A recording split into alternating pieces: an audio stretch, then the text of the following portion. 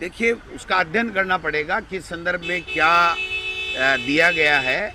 लेकिन मैं ये कहना चाहता हूँ कि ये जो आज जो अभिभाषण पढ़ा गया है उस पर ही मैं अपनी बात 2 मिनट और रखूँगा कि इन्होंने तो कह दिया अपराध मुक्त हो गया है, भ्रष्टाचार मुक्त राजस्थान हो गया है, अकाल मुक्त हो गया है और राम राज कायम हो गया है। तो फिर 5 साल सरकार चलाने की जरूरत क्या, जब आज के पहले अभिभाषण में महामहिम से कहलवा दिया नशा मुक्त राजस्थान बना देंगे। तो क्या ये शराब बंद कर रहे हैं?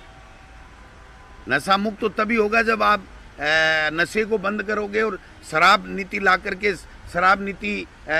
इसको शराब को बंद करोगे, तब नशा मुक्त होगा।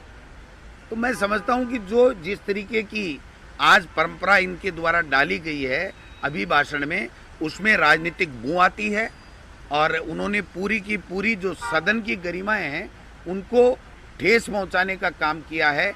जो हमारे यहाँ की संविधान की और राजस्थान के विधानसभा की परंपराएं हैं उनको तोड़ने का काम किया है और महामहिम जैसे उच्च पद के व्यक्ति से इस प्रकार की अनर्गल बातें जिनका कोई आधार नहीं था, सब पूरी सरकार को भ्रष्टाचारी बता दिया।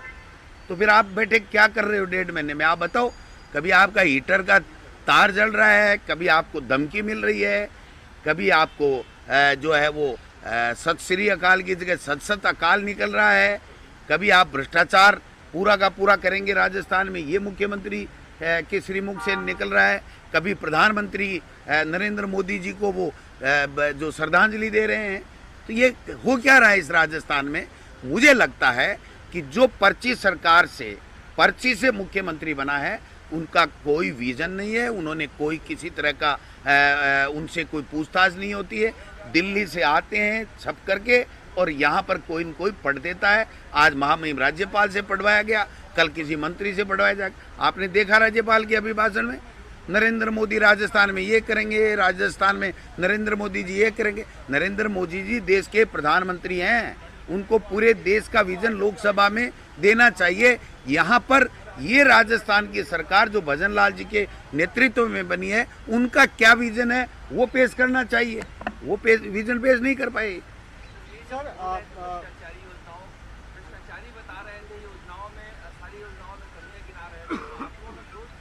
तो फिर राज्यपाल जी क्या कर रहे थे? राज्यपाल जी ने कभी चिट्ठी लिखी, कभी अपनी आपत्ति दर्ज कराई। यही राज्यपाल जी पिछला अभिभाषण पढ़ लीजिए, इन्होंने कहा ये जो मुख्यमंत्री चिरंजीवी योजना है ना, स्वास्थ्य बीमा योजना, ये इतनी शानदार है, इतने कारगर है, इतने लोगों को लाभ दे रही है, तो वो कहाँ से फिर कैसे कह दिया उन्होंने? उसके तो आंकड़े थे। आज जिस प्रकार से भ्रष्टाचारी सारी योजनाओं में भ्रष्टाचार बता दिया, उनके पास कोई आंकड़े मौजूद थोड़ी थे। उनको तो मैं कह रहा हूँ ना, ये पूरे 5 साल सरकार दिल्ली से चलेगी, इससे बड़ा दुर्भाग्य इस प्रदेश का कोई नहीं हो सकता। ये भी था कि आपने 5 साल को लेकर राजनीति की, रिफाइनरी का दाम को 35,000 करोड़ से बढ़ा के 70,000 करोड़ बढ़ा दिया। कई सालों तक उसको पूरा करने के बाद रिफाइनरी का भी 2 पीढ़ियां निकल जाती है। बात कोई आपकी क्या मैं कह रहा हूँ ना, झूठ का पुलिंदा पड़ा है उन्होंने। एक एक बात का मैं जवाब दूं तो शाम हो जाएगी और हम लोग जब अभिभाषण के ऊपर बहस होगी, अपना पक्ष रखेंगे, तो इनकी हर बात का जवाब भी देंगे और इनसे सवाल भी पूछेंगे। सर ये करें चंबल रिवर फ्रंट के अंदर डाला हुआ और उसमें जो मूर्तियां बनाई गई अशोक गहलोत जी की, शांति धारीवाल जी की, वो गलत है, उसकी जांच कराएंगे, क्या कहेंगे आप? राजस्थान की विधानसभा में भी लगी हुई है, उनकी भी जांच करा लो। और भी करो। ये नरेंद्र मोदी जी की जिस प्रकार से महिमा मंडन कर रहे हैं और पता नहीं क्या क्या कर रहे हैं, उसकी जांच भी करा लो। अभी तो ये पीएम केयर फंड की जांच नहीं करा पाए, उसका जवाब नहीं दे रहे हैं। लाखों हजारों करोड़ रुपए इन्होंने जो लेकर के दुरुपयोग कर रहे हैं पैसे का, उसकी जांच कराने को तैयार नहीं है। और इनको मूर्ति दिख गई और प्रधानमंत्री केयर फंड नहीं दिखा इनको। क्या तमाशा बना रखा है इन्होंने। देखेंगे आने वाले समय में, देखना जच के फटकारी चेपेंगे।